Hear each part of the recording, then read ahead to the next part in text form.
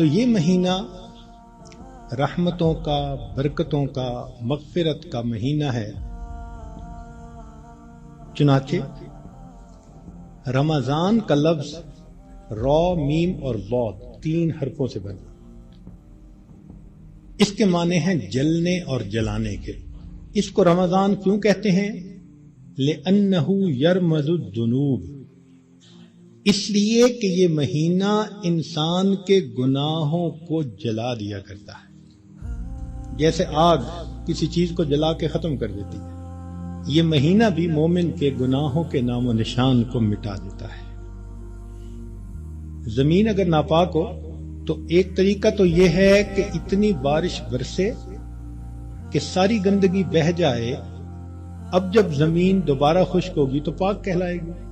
اور دوسرا طریقہ یہ ہے کہ اس زمین پر سورج کی تپش اور گرمی اتنی پڑے کہ وہ گرمی اس نجاست کا نام، نشان، رنگت، ہر چیز کو ختم کر کے رکھ دے، زمین پھر پاک کہلائے گی۔ تو یہ مثال ہے رمضان کی کہ اس مہینے میں اللہ رب العزت کی طرف سے اتنی رحمتوں کی بارش ہوتی ہے کہ انسان کے دل کی نجاستوں کو وہ مٹا کے رکھ دیتی ہے۔ یا یوں سمجھ لیں کہ اس مہینے میں برکات کی ایسی تپش آتی ہے انسان کے دل پر، نور کا سورج جو طلوع ہوتا ہے تو وہ دلوں کو اس قدر حرارت پہنچاتا ہے کہ دلوں کی نجاست کو مٹا کے رکھ دیتا ہے۔ اس لیے اس کو رمضان کہا گیا۔ حدیث مبارکہ میں اس کے مختلف نام ہیں۔ عربوں میں عظمت والی چیز کے کئی نام ہوتے تھے۔ اللہ رب العزت کے 99 نام، وَلِلَّهِ الْأَسْمَاءُ الْحُسْنَى، تو رمضان کے بھی کئی نام۔ چنانچہ حدیث مبارکہ میں اس کو شہر مبارک، اس لیے ہم رمضان مبارک بھی کہہ دیتے ہیں۔ شہر عظیم، عظمت والا مہینہ۔ شہر الصبر، صبر کا مہینہ۔ شہر المواسات، غمخاری کا مہینہ۔ چنانچہ علماء نے لکھا ہے کہ رمضان سید الشہور، یہ مہینوں کا سردار ہے۔ فیہ بدأ نزول القرآن، اس میں ہی قرآن مجید نازل ہوا۔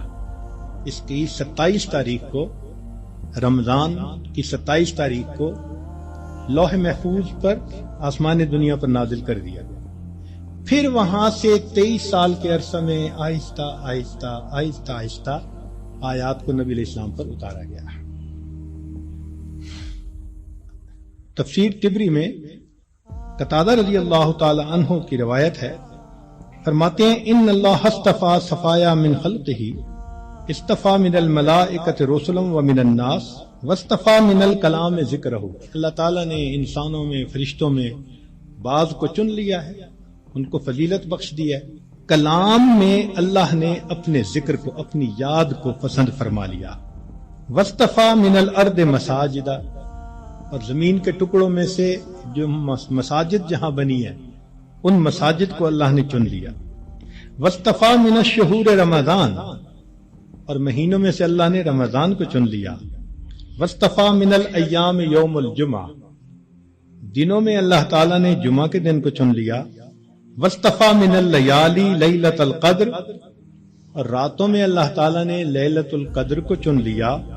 فعظموا ما عظم اللہ، تم بھی تعظیم کرو اس کی جس کی اللہ نے تعظیم فرمائی، جس کو اللہ نے عظمت بخشی تم بھی اس کی تعظیم کرو۔ چنانچہ تفسیر در منصور میں علامہ سیوطی رحمۃ اللہ علیہ فرماتے ہیں، کعب رضی اللہ تعالی عنہ سے روایت کہ ان اللہ اختار ساعات اللیل والنہار فجعل منہن صلاۃ المکتوبہ، اللہ تعالیٰ نے دن رات میں سے کچھ اوقات کو پسند کیا، ان میں 5 نمازوں کو فرض فرما دیا۔ واختار الایام فجعل منہن الجمعہ، دنوں کو چنا تو ان میں سے جمعہ کو پسند فرما لیا۔ واختار الشہور فجعل منہن شہر رمضان، واختار اللیالی فجعل منہن لیلۃ القدر۔ تو جب اللہ رب العزت نے لیلۃ القدر کو اتنی عظمت بخشی اور اس مہینے کو اتنی عظمت بخشی، تو ہمیں بھی چاہیے کہ ہم اس مہینے کی برکتوں سے فائدہ اٹھانے والے بن جائیں۔ چنانچہ علامہ طبرانی رحمۃ اللہ علیہ مجموع الزوائد میں سید الشہور شہر رمضان و سید الایام یوم الجمعہ، نبی علیہ السلام اس مہینے کا انتظار فرماتے تھے۔ اس مہینے کی فضیلت کے لیے یہ کتنا عجیب پوائنٹ ہے کہ اللہ رب العزت کے پیارے حبیب صلی اللہ علیہ وسلم اس مہینے کا انتظار فرماتے، دعا فرماتے تھے، اللہم بارک لنا فی رجب و شعبان و بلغنا رمضان، اے اللہ ہمیں رجب اور شعبان میں برکت عطا فرما اور بخیریت ہمیں رمضان تک پہنچا۔ انسان وش کرتا ہے نا تو کسی بہت بڑی نعمت کے لیے وش کرتا ہے۔ اللہ کے حبیب صلی اللہ علیہ وسلم 2 مہینے پہلے سے دعا مانگتے تھے۔ جب بڑے کسی چیز کو بڑا کہیں تو واقعی بڑی ہوتی ہے۔ اللہ کے پیارے حبیب صلی اللہ علیہ وسلم نے اس مہینوں کو شہر عظیم کہا، بڑا مہینہ۔ چنانچہ مسلم شریف میں ابو ہریرہ رضی اللہ عنہ سے روایت ہے کہ الصلوات الخمس والجمعۃ الی الجمعۃ ورمضان الی رمضان مکفرات ما بینہن اذا اجتنبت الکبائر، اگر کبائر سے بچا جائے تو جمعے سے جمعہ 5 نمازیں اور ایک رمضان سے دوسرے رمضان تک کے جتنے گناہ ہوتے ہیں وہ سارے کے سارے اللہ تعالیٰ معاف فرما دیتے ہیں۔ چنانچہ کنز الاموال میں لکھا ہے کہ اذا سلمت الجمعۃ سلمت الایام، جمعہ اگر اچھے انداز سے کسی نے گزار لیا تو باقی دن بھی اس کے اچھے گزر جائیں گے۔ وَإِذَا سَلِمَ رَمَضَانُ سَلِمَتِ السَّنَةُ، اور جس نے رمضان اچھے انداز سے گزار دیا آنے والا پورا سال اس کا اچھا گزار دیا جائے گا۔ امام ربانی مجدد ثانی رحمۃ اللہ علیہ اپنے مکتوبات میں فرماتے ہیں کہ یہ رمضان کا مہینہ آنے والے سال کا ایک نمونہ ہوتا ہے۔ جس انداز سے بندہ گزارتا ہے اللہ تعالیٰ بقیہ سال انہی اعمال کی توفیق عطا فرما دیتا ہے۔ مثال کے طور پہ ایک نوجوان اگر چاہتا ہے کہ میں اپنی آنکھوں کا پرہیز کروں، غیر محرم سے اپنی آنکھوں کو بچاؤں، تو وہ رمضان میں اس کی مشق کر لے۔ اگر پورا رمضان غیر محرم سے نظر بچا لی، بقیہ پورا سال اللہ اس کو توفیق عطا فرما دے گا۔ آپ پورا رمضان تہجد کی پابندی کر لیجئے، تلاوت کی، اعمال کی پابندی کر لیجئے، اور پھر دیکھیے بقیہ پورا سال وہ کام کس طرح آسان ہو جاتے ہیں، اللہ تعالیٰ توفیق دے دیتے ہیں اس بندے کو۔ اس لیے ہمارے اکابر رمضان کو بہت اہتمام کے ساتھ گزارتے تھے۔ بلکہ بخاری شریف کی روایت ہے کہ ایک صحابیہ حج پہ جانا چاہتی تھی، خامن نے نہ کر دی۔ پوچھا بھی کیوں؟ اس نے کہا سواری نہیں ہے۔ اس نے کہا فلاں اونٹ تو ہے۔ اس نے کہا وہ میں نے صدقے کی نیت کر لیا، وہ میرا نہیں، وہ اللہ کا ہے، اب میں تمہیں نہیں لے کے جا سکتا۔ خاموش ہو گئی۔ خامن جفت کر کے واپس آیا تو وہ عورت نبی علیہ السلام کی خدمت میں حاضر ہوئی۔ اے اللہ کے حبیب صلی اللہ علیہ وسلم، میرا بڑا جی چاہتا تھا میں حج کروں، مگر میرے خامن نے کہا کہ سواری نہیں، اور میں نے صدقے کا اونٹ تھا بتایا تو اس نے کہا میں اس کو نہیں استعمال کر سکتا۔ تو نبی علیہ السلام نے پہلے تو خامن کو سمجھایا کہ دیکھو یہ حج کا عمل بھی اللہ کے راستے میں جانے والا عمل تھا، تم اگر اس اونٹ پر اس کو یہ حج کروا دیتے تو اس میں کوئی حرج نہیں تھا، مگر ساتھ ہی یہ فرما دیا اس عورت کو کہ اچھا اب تم رمضان میں عمرہ کر لینا، اللہ تعالیٰ تمہیں میرے ساتھ حج کرنے کا ثواب عطا فرمائے گا۔ یہ بخاری شریف کی بات۔ تو رمضان مبارک کو اللہ رب العزت نے ایسی فضیلت عطا فرمائی۔ چنانچہ کنز الاموال میں ہے کہ اذا کان اول لیلۃ من شہر رمضان صفدت الشیاطین ومردت الجن، کہ جب رمضان کی پہلی رات آتی ہے تو شیاطین، سرکش جن، ان کو قید کر دیا جاتا ہے، باندھ دیا جاتا ہے۔ خبردار، میرے پیارے حبیب صلی اللہ علیہ وسلم کے امتیوں کے روزوں کو تم خراب نہ کر سکو تو شیاطین کو باندھ دیا جاتا ہے۔ وغلقت ابواب النار فلم یفتح منہا باب، جہنم کے سارے دروازے بند کر دیے جاتے ہیں، پورا رمضان بند رہتے ہیں۔ وفتحت ابواب الجنت فلم یغلق منہا باب، اور جنت کے سارے دروازے کھول دیے جاتے ہیں اور ان دروازوں کو پورا مہینہ بند نہیں کیا جاتا. سبحان اللہ. اللہ رب العزت اس مہینے میں جنت کی سیل لگاتے ہیں. وَيُنَادِي مُنَادٍ كُلَّ لَيْلَةٍ، اور ایک ندا دینے والا فرشتہ ہر رات یہ ندا دیتا ہے، یا باغی الخیر اقبل، اے نیکی کے متلاشی آگے بڑھ. ابتغاء سے ہے یہ لفظ باغی الخیر. وَيَا بَاغِيَ الشَّرِّ اقصر، اے برائی کے تلاش کرنے والے تھم جا، رک جا. وَلِلَّهِ عُتَقَاءً مِّنَ النَّارِ وَذَلِكَ كُلَّ لَيْلَةٍ، ہر رات میں اللہ تعالیٰ جہنم سے جہنمیوں کو بری فرما دیتے ہیں. اب یہاں طالب علم کے ذہن میں ایک سوال پیدا ہوتا ہے کہ رمضان مبارک میں شیاطین تو قید ہو گئے، پھر کیوں برائیاں ہوتی ہیں، غفلتیں ہوتی ہیں؟ تو علماء نے اس کے کئی جواب دیے. ایک جواب تو انہوں نے دیا بھئی بڑے شیاطین تو قید ہو گئے، اب چھوٹے شتونگڑے بھی تو ہیں، اور ہم اتنے غافل کہ شتونگڑے ہی کام دکھا جاتے ہیں. دوسرا علماء نے یہ کہا کہ شیطان کی وجہ سے نفس کے اندر اتنی خباثت آ جاتی ہے کہ شیطان اگر باندھ بھی دیا جاتا ہے تو نفس اس کا کارندہ بنا رہتا ہے، وہ انسان کو گناہوں پر اکسائے رکھتا ہے. یا برے دوست ہوتے ہیں، یار بد، ان کی وجہ سے انسان رمضان میں بھی نیکی پر نہیں آتا. مگر اس کی خوبصورت مثال یہی ہے کہ جیسے لوہے کو بھٹی میں گرم کرے نا تو سرخ ہو جاتا ہے، پھر اس کے بعد اس کو بھٹی سے نکال لیں تو وہ 1 منٹ میں ٹھنڈا نہیں ہوتا، وہ گھنٹہ 2 گھنٹے گرم رہتا ہے. تو شیطان نے انسان کو گناہوں کی بھٹی میں اتنا گرما دیا ہوتا ہے کہ ان لوگوں کے لیے رمضان کا مہینہ آ بھی جاتا ہے تو وہ گرمی اسی طرح موجود رہتی ہے. نبی علیہ السلام نے ارشاد فرمایا، من وافق موتہ عند القضاء رمضان دخل الجنہ، اس بندے کو رمضان المبارک کے اندر موت آ گئی، اللہ تعالیٰ اس کو جنت کے اندر داخل فرما دیتے ہیں. سیدہ عائشہ صدیقہ رضی اللہ تعالی عنہ فرماتی ہیں کہ کان رسول اللہ صلی اللہ علیہ وسلم یجتہد فی رمضان ما لا یجتہد فی غیرہ، مسلم شریف کی روایت کہ رمضان المبارک میں نبی علیہ السلام عبادات میں اتنی محنت فرماتے تھے، مشقت اٹھاتے تھے کہ رمضان کے علاوہ کسی اور مہینے میں اس قدر محنت نہیں فرماتے تھے. اس سے معلوم ہوا کہ خاص اہتمام فرماتے تھے. ایک اور روایت ہے بہقی کی، سیدہ صدیقہ عنہ فرماتی ہیں کہ کان رسول اللہ صلی اللہ علیہ وسلم اذا دخل رمضان، کہ جب رمضان کا مہینہ آتا تھا، شد میں ازارہ ہو، نبی علیہ السلام اپنی تہبند کو کس کے باندھ لیتے تھے. ثم لم یأت فراشہ حتی ینسلخ، پھر پورا مہینہ گزرنے تک اپنے بستر پر واپس نہیں آیا کرتے تھے. اللہ اکبر کبیرہ. اس لیے کہ وہ رمضان کی برکات سے واقف تھے، جانتے تھے. بہقی کی شریف کی ایک اور روایت ہے، کان اذا دخل رمضان تغیر لونہ، کہ جب رمضان کا مہینہ آتا تھا نبی علیہ السلام کا چہرے کا رنگ بدل جاتا تھا. اللہ اکبر کبیرہ. وکثرت صلاتہ، اور نبی علیہ السلام نماز نفل کثرت کے ساتھ پڑھتے تھے.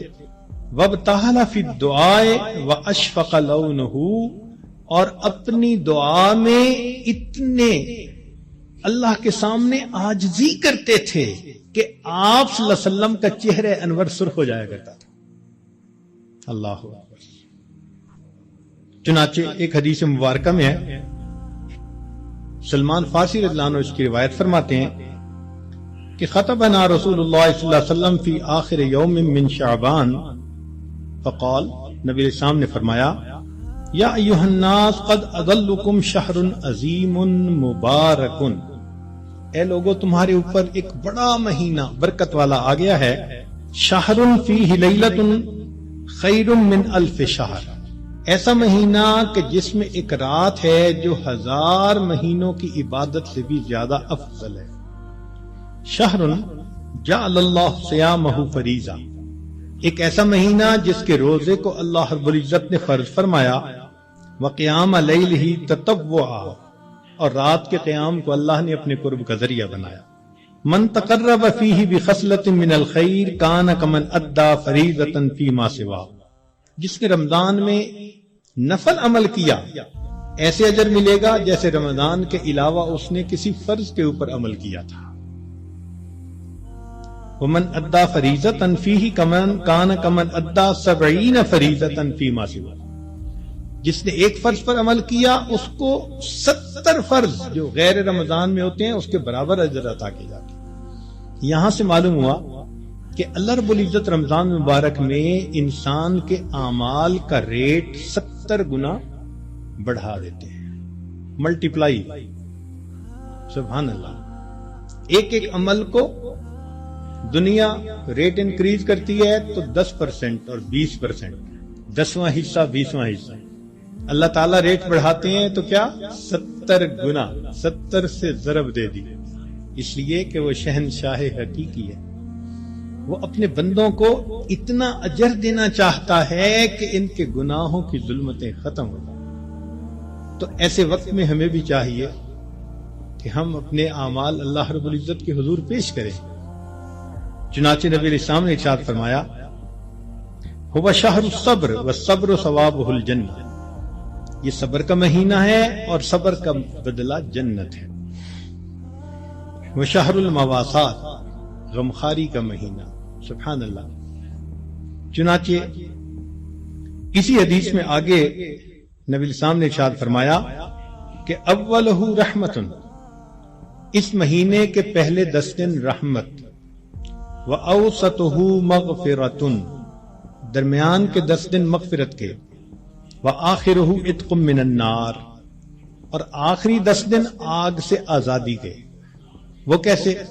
علماء نے اس کی بہترین تفسیر یوں کی کہ کچھ وہ لوگ ہوتے ہیں کہ جو پہلے سے ہی نیکوکاری کی زندگی گزارنے والے ہوتے ہیں، گناہوں سے بچتے ہیں، تقوی طہارت کی زندگی گزارتے ہیں، تو ان کے لیے تو رمضان رحمت کی خوشخبری بن کے آتا ہے، تو پہلے 10 دن میں ہی ان کے درجے بلند ہو جاتے ہیں۔ اور کچھ ایسے بھی ہوتے ہیں کبھی نیکی کر لی کبھی خطا کر بیٹھے، تو ایسے لوگ جب رمضان کے پہلے 10 دن گزار لیتے ہیں تو اس میں ان کے جو گناہوں کی ظلمت ہوتی ہے اس کو اللہ تعالیٰ ختم کر دیتے ہیں۔ چنانچہ اوسطہ مغفرتن، ان کے لیے درمیانی 10 دن مغفرت کا پیغام بن جاتے ہیں۔ اور کچھ بہت زیادہ غفلت میں رہنے والے، اگر 10 دن سے ان کا کام نہیں بنا تو 20 دن سے ان کا کام بن جاتا ہے۔ چنانچہ جب 20 دن کی برکتیں ان کے دل کو دھو دیتی ہیں تو آخرہ عتق من النار، آخری عشرہ ان کے لیے بھی آگ سے آزادی کا عشرہ بن جاتا ہے۔ معلوم ہوا کہ اس مہینے میں تھوڑا غافل ہو یا زیادہ غافل، ہر بندے کی مغفرت کا اللہ تعالیٰ انتظام فرماتے ہیں۔ ہاں، بندے کو خود کوشش کرنی چاہیے۔ اگر کوئی آدمی خود ہی بے توجہ بن کر زندگی گزارے اور رمضان کا احترام ہی نہ کرے تو وہ تو پھر اپنا قصور ہے نا، ورنہ یہ اس کو احساس ہو گیا کہ مجھے رمضان مبارک کے اس مہینے میں اللہ کا قرب حاصل کرنا ہے، اس مہینے کی برکتیں اتنی ہیں کہ ایک لمحے کی برکت انسان کو ولی بنانے کے لیے کافی ہے۔ امام ربانی مجدد ثانی رحمۃ اللہ فرماتے ہیں مکتوبات میں کہ اے کاش پورے سال کی برکتوں کو رمضان المبارک کی برکتوں کے ساتھ وہ نسبت ہوتی جو ایک دریا کو سمندر کے ساتھ ہوتی ہے، مگر وہ بھی نہیں ہے۔ اس مہینے کی برکتیں اتنی زیادہ ہیں، اللہ اکبر کبیرہ۔ چنانچہ نبی علیہ السلام نے ارشاد فرمایا کہ وَاسْتَكْثِرُوا فِيهِ مِنْ 4 خصال، 4 اعمال اس مہینے میں زیادہ کرو۔ خصلتین تردون بہما ربکم وخصلتین لا غنا بکم عنہما، 2 عمل تو ایسے ہیں کہ جن سے تم اپنے رب کو راضی کرو، اور 2 عمل ایسے ہیں کہ تمہیں اس کے سوا چارہ ہی نہیں، مجبوری ہے تمہاری۔ اللتان تردون بہما ربکم، وہ 2 باتیں کہ جس ذریعے تم اپنے رب کو راضی کرو، فشہادت اللہ الہ الا اللہ وتستغفرونہ، یعنی کلمے کا ورد زیادہ کرنا، تحلیل زیادہ پڑھنا اور استغفار زیادہ پڑھنا، یہ دو عمل اس مہینے میں خاص طور پر زیادہ کرنے کی ضرورت ہے، کیونکہ اللہ کے پیارے حبیب صلی اللہ علیہ وسلم نے ارشاد فرمایا، لہذا اس بات کی اہمیت دل میں اچھی طرح بٹھانی چاہیے، تو لا الہ الا اللہ کی بھی کثرت کریں، کم از کم چند 100 مرتبہ دن میں پڑھ لیا کریں، اور ہمت والے تو 1000 دفعہ 2000۔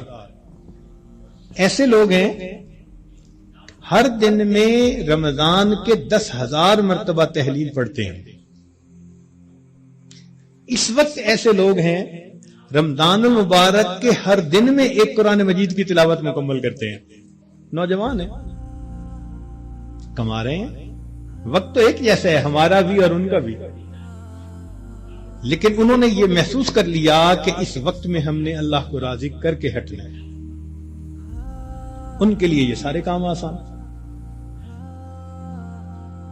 تو ہم چلو چند 100 دفعہ یا 1000 دفعہ ہی لا الہ الا اللہ کا ورد کر لیا کریں، اور اگر چلتے پھرتے عادت ڈال لیں تو سبحان اللہ کئی 1000 مرتبہ کرنا بھی آسان ہے۔ اور ہمارے اکابر سبحان اللہ، وہاں سینکڑوں اور ہزاروں کی بات نہیں ہوتی تھی، اور لاکھوں کی بھی بات نہیں ہوتی تھی، کروڑوں کی بھی بات نہیں ہوتی تھی، کروڑوں مرتبہ سے زیادہ دل کے اوپر لا الہ الا اللہ کی ضرب لگتی تھی، کروڑوں مرتبہ سے زیادہ۔ دل کے اوپر کتنا نور ہوتا ہوگا، اللہ اکبر کبیرہ۔ اور استغفار کی کثرت کریں۔ اور 2 چیزیں جس کی ہمیں ضرورت ہے، ایک اللہ رب العزت سے جنت مانگیں اور جہنم سے اللہ تعالی سے پناہ مانگیں۔ تو اس مہینے میں یہ دعا مانگنی چاہیے، اللہم انی اسألک الجنہ واعوذ بک من النار، اے اللہ میں جنت کا سوال کرتا ہوں اور جہنم سے اے اللہ میں پناہ مانگتا ہوں۔ چنانچہ رمضان مبارک کا اکرام کیسے کیا جائے، اس کو بھی تھوڑا تفصیل سے بتا دیں۔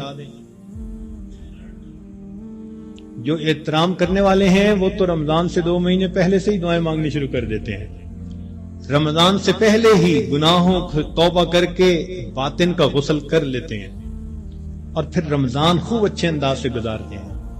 لیکن اب آخری عشرہ رہ گیا، اس آخری عشرے میں ہم گناہوں سے اس طرح بچیں جیسے احرام کی حالت میں حاجی محرم گناہوں سے بچا کرتا ہے۔ جو لوگ حج پر گئے ہیں نا، عمرہ پر، ان کو اچھی طرح اندازہ ہے کہ جب احرام باندھ لیتا ہے تو بالکل کیفیت ہی اور ہو جاتی ہے، پھر جنایات سے بہت بچنے کی کوشش ہوتی ہے، ہر وقت یہ احساس رہتا ہے میں محرم ہوں، احرام باندھا ہوا ہے، بالکل رمضان گزارتے ہوئے وہی کیفیت ہو، انا صائم، میں روزہ دار ہوں، رمضان کا مہینہ ہے، مجھے اس میں کوئی گناہ نہیں کرنا۔ چلتے پھرتے لا الہ الا اللہ کا ورد رکھیں، اور کبھی کبھی پورا کلمہ بھی پڑھیں، لا الہ الا اللہ محمد رسول اللہ۔ جتنا ممکن ہو سکے قرآن مجید کی تلاوت کریں، حتیٰ کہ 2-3 منٹ بھی اگر خالی ہیں تو اس کو خالی نہ گزرنے دیں، قرآن پاک دیکھ کر پڑھ لیں، اور اگر قرآن پاک پاس نہیں یا وضو نہیں تو جو صورتیں یاد ہیں کم از کم وہی پڑھ لیں۔ حسب استطاعت رمضان مبارک میں صدقہ و خیرات زیادہ کریں۔ سیدہ عائشہ صدیقہ رضی اللہ عنہا فرماتی ہیں کہ نبی علیہ الصلوۃ والسلام رمضان مبارک میں اپنے دونوں ہاتھ صدقے لیے کھول دیا کرتے تھے، جیسے تیز ہوا چلتی ہے اس طرح نبی علیہ الصلوۃ والسلام صدقہ، پانی اللہ کے راہ پانی کی طرح پیسہ بہا دیتے تھے۔ تو صدقہ و خیرات زیادہ کرنا، وعظ و نصیحت کی محفل میں روز بیٹھیں، کہیں فجر کے بعد ہوتی ہے، کہیں تراویح کے بعد ہوتی ہے، اور آخری عشرے کا سنت اعتکاف اگر نصیب ہو تو سبحان اللہ۔ معتکف کی حالت ایسی ہی ہوتی ہے کہ جیسے کسی کو منانے کے لیے اس کے دروازے کی چوکھٹ کو پکڑ کے بیٹھ جائے، اگر تو در نہ کھولے گا تو میں بھی در نہ چھوڑوں گا۔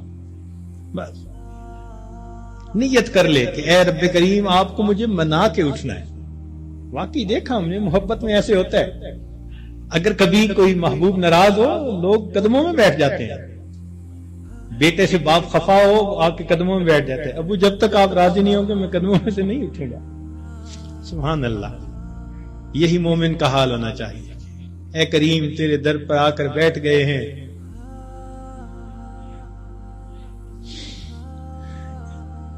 اجازت ہو تو آ کر میں بھی شامل ان میں ہو جاؤں، سنا ہے کل تیرے در پر ہجوم عاشقاں ہوگا۔ عشق محبت والے 10 دن فارغ کرتے ہیں اللہ کے سامنے، دن رات عبادت میں گزارنے کی کوشش کرتے ہیں، اور دعاؤں میں پھر انسان خوب عاجزی اور زاری کرے۔ اس طرح رمضان مبارک کی قدردانی کیجیے۔ رمضان مبارک کی بے قدری کی بھی کچھ صورتیں ہیں۔ مثال کے طور پہ بعض لوگ رمضان کے روزے رکھنے کا اہتمام نہیں کرتے، یہ رمضان کی بے قدری ہے۔ اور کئی مرتبہ سحری کھا کے سو جاتے ہیں کہ میں تھوڑی دیر ذرا آرام کر لوں، اٹھ کے فجر پڑھوں گا، اور شیطان کو نماز قضا کروانے کا موقع مل جاتا ہے۔ یہ رمضان مبارک کی بے قدری ہے۔ اسی طرح افطاری کے انتظار میں باجماعت نماز چھوڑ بیٹھتے ہیں، یہ بھی رمضان مبارک کی بے قدری ہوئی۔ بعض لوگ رمضان المبارک میں خبروں کے نام پر ٹی وی دیکھتے ہیں، غیر محرم عورتوں پر نظر پڑتی ہے، بازار سے گزرتے ہوئے اپنی نگاہ کا احتیاط نہیں کرتے، یہ بھی رمضان مبارک کی بے قدری ہوئی۔ اخبار بینی کے شوق میں تصاویر بھی دیکھتے ہیں، یا بعض لوگوں کو دیکھا کہ بھوک سے بچنے کے لیے یا پیاس کے احساس سے بچنے کے لیے ڈائجسٹ پڑھنا شروع کر دیتے ہیں، ناول، افسانے، کہ وقت گزر جائے۔ تو وقت گزاری کے لیے ڈائجسٹ جیسی کتابیں اور اس طرح کی کتابوں کا پڑھنا یہ بھی رمضان مبارک کی بے قدری ہے۔ اس سے تو بہتر تھا کہ آپ قرآن مجید کی تلاوت کر لیتے۔ اور بعض مرتبہ عورتیں گھر کے کام کاج میں لگی ہوتی ہیں تو وہ وقت گزاری کے لیے موسیقی والی قوالی لگا دیتی ہیں، اور ایسی آج کل قوالیاں بن بھی خوب رہی ہیں گانوں کی طرز پر۔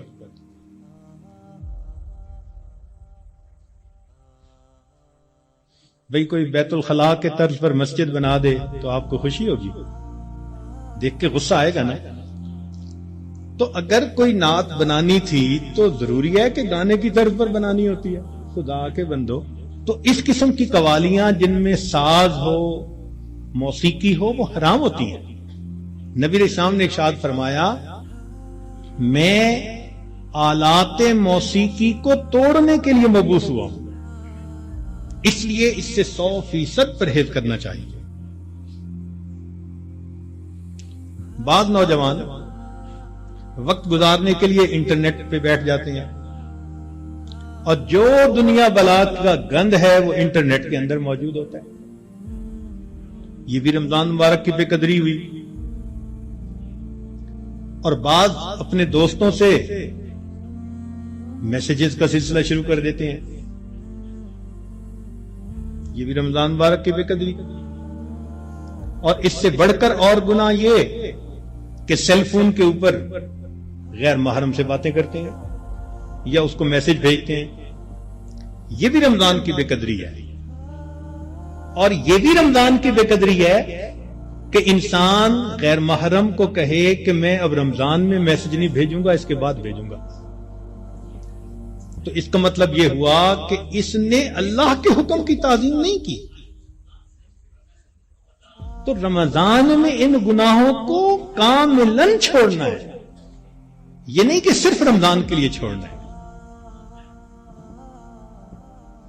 بعض لوگ حالات حاضرہ کے نام پر ایک دوسرے بندے کی غیبتیں شروع کر دیتے ہیں۔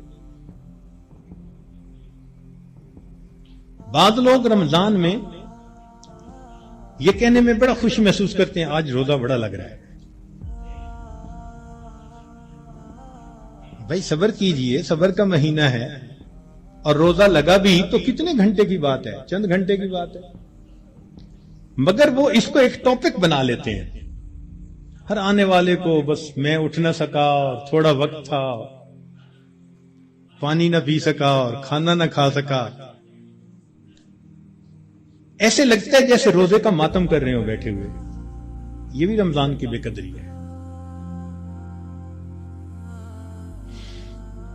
رمضان مبارک میں جو آدمی اللہ رب العزت کے قرب کے لیے کوششیں کرے گا، یقیناً اللہ رب العزت اس کے گناہوں کو معاف فرمائیں گے اور اسے اپنا قرب عطا فرمائیں گے۔ اب ایک دو باتیں مزید سن لیجئے تاکہ بات کو مکمل کریں کہ اگر کوئی نیک بندہ آپ کو بتائے کہ قبولیت دعا کا وقت ہے، دعا مانگ لو، تو آپ کتنے اہتمام سے دعا مانگیں گے کہ جی ایک نیک بندے نے بتا دیا قبولیت دعا کا وقت تھا۔ اچھا اگر کوئی واقعی بڑا ولی ہو اور وہ بتا دے پھر تو اور اہتمام سے دعا مانگیں گے۔ تو اگر ایک ولی کے بتانے پر اتنے اہتمام سے دعا مانگتے ہیں تو ولیوں کے سردار، نبیوں کے سردار حضرت محمد مصطفیٰ احمد مجتبی صلی اللہ علیہ وسلم، آپ نے ارشاد فرمایا کہ افطاری کے وقت روزے دار کی دعا کو اللہ تعالیٰ قبول فرماتے ہیں۔ اب اپنے ذرا ذہن میں سوچیں کہ کیا ہم افطاری کے وقت دعا اس اہتمام سے مانگتے ہیں؟ اور شیطان بھی ایسا ہے کہ وہ افطاری کے وقت دسترخوان پہ چیزیں لگواتا ہے، بس حسرت سے دیکھتے دیکھتے وہ افطاری کا وقت ہی آ جاتا ہے۔ اس وقت میں اہتمام سے دعا مانگے، رات کے اوقات میں، دن کے اوقات میں اللہ رب العزت سے معافی مانگیں اپنے گناہوں کی، اللہ تعالیٰ کو منانے کی کوشش کریں۔ یہ بخشش کا مہینہ ہے، رحمتوں کی انتہا ہے۔ جو بندہ تھوڑی سی بھی کوشش کرے گا یقیناً وہ رمضان کی رحمتوں کی وجہ سے بخش دیا جائے گا۔ اب یہاں پر ایک بات اور ذہن میں رکھیں کہ ماں اپنے بیٹے کے بارے میں بد دعا نہیں سن سکتی۔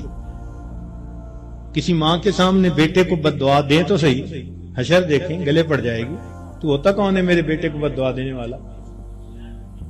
تو ماں کو اگر بیٹے سے اتنی محبت ہے کہ وہ بد دعا نہیں سن سکتی، تو کیا ایسا ہوگا کہ کوئی بد دعا دے اور ماں آمین کہے بیٹھ کے؟ وہ تو آمین نہیں نہ کہے گی۔ اب ماں کی محبت کا یہ عالم ہے تو اللہ کے پیارے حبیب صلی اللہ علیہ وسلم کو امت کے ساتھ کتنی محبت تھی۔ 23 سال امت کے لیے اللہ کے محبوب صلی اللہ علیہ وسلم راتوں کو روتے رہے۔ کوئی ماں بچوں کے لیے 23 سال نہیں روتی، کوئی باپ اپنی اولاد کے لیے 23 سال نہیں روتا۔ اللہ کے پیارے حبیب صلی اللہ علیہ وسلم 23 سال تہجد میں روتے تھے، امت کے لیے روتے تھے، اتنی محبت تھی امت کی۔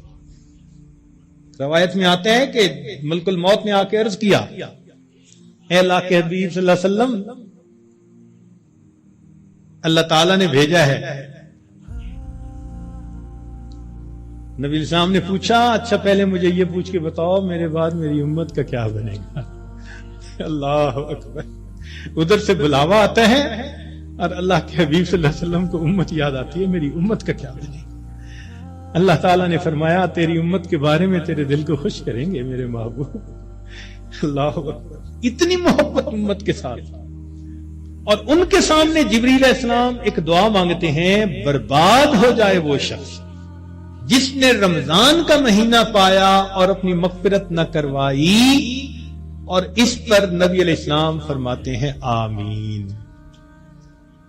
اب آپ سوچیں کہ رمضان المبارک میں مغفرت کا کروانا کتنا اہم ہے۔ اول تو ایک فرشتے کی بد دعا کافی تھی، پھر اس کے اوپر نبی علیہ السلام کی آمین، اس نے کتنا موقت کر دیا اس بد دعا کو۔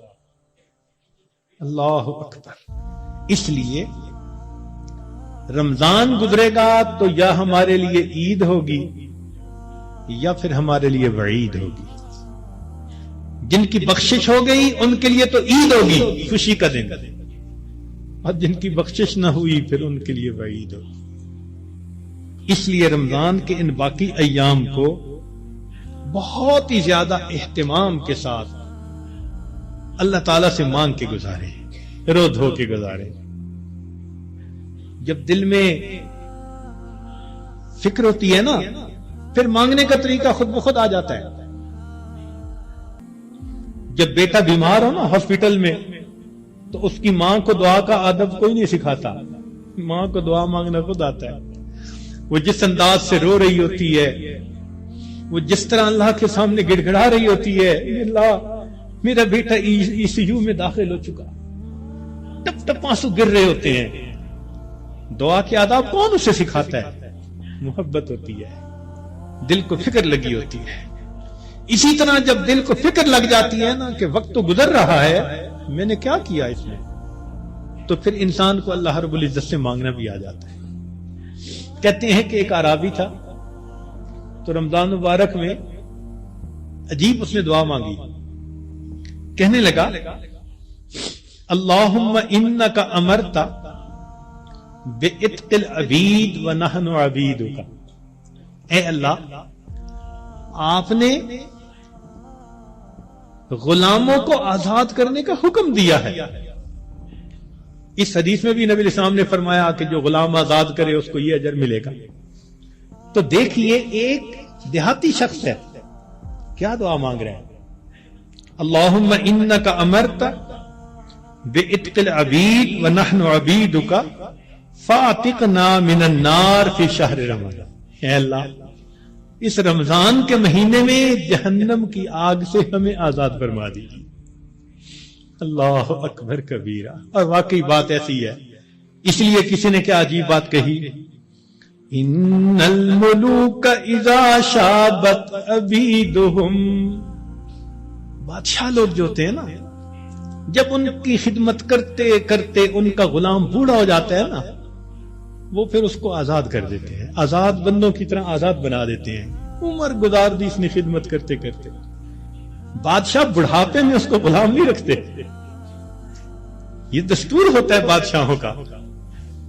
ان الملوک اذا شابت عبیدہم فی رقہم آتقوہم اتق احراری، بڑھاپا جب ہو جاتا ہے وہ کہتے ہیں کہ اس نے تو عمر گزار دی خدمت کرتے کرتے، اب اس کو غلامی سے آزاد کر کے آزاد بندوں جیسی زندگی۔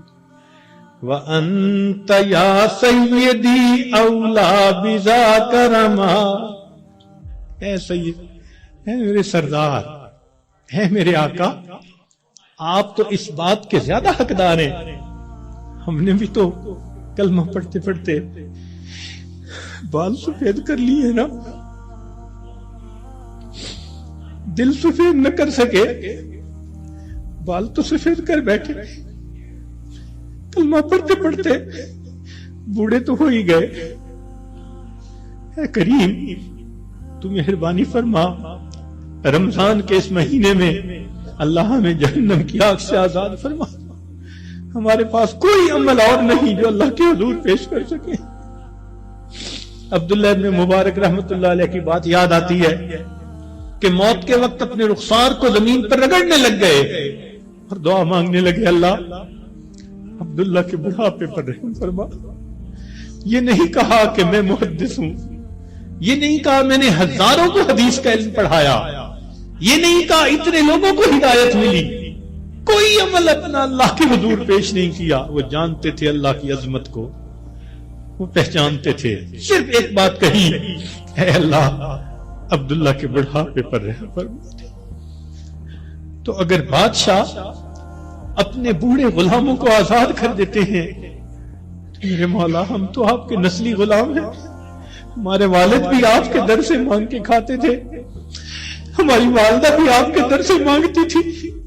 اللہم انی عبدک وابن عبدک وابن امتک، کیا مانا اس کا؟ یہی تو ہے، میرا باپ بھی منگتا تھا آپ کے در کا، میری ماں بھی منگتی تھی، میں بھی منگتا ہوں، اللہ مہربانی کر دیجئے اپنے در سے خالی نہ اٹھائیے۔ اے اللہ آج 21 رمضان کی رات ہے اور اوپر سے جمعرات، جمعہ کی رات، اے اللہ اس مبارک رات میں ہمارے تمام گناہوں کو معاف فرما دیجئے، اور جو آگے وقت آ رہا ہے اللہ ہمیں صحیح انداز کے ساتھ گزارنے کی توفیق عطا فرما دیجئے۔ وآخر دعوانا ان الحمد للہ رب العالمین۔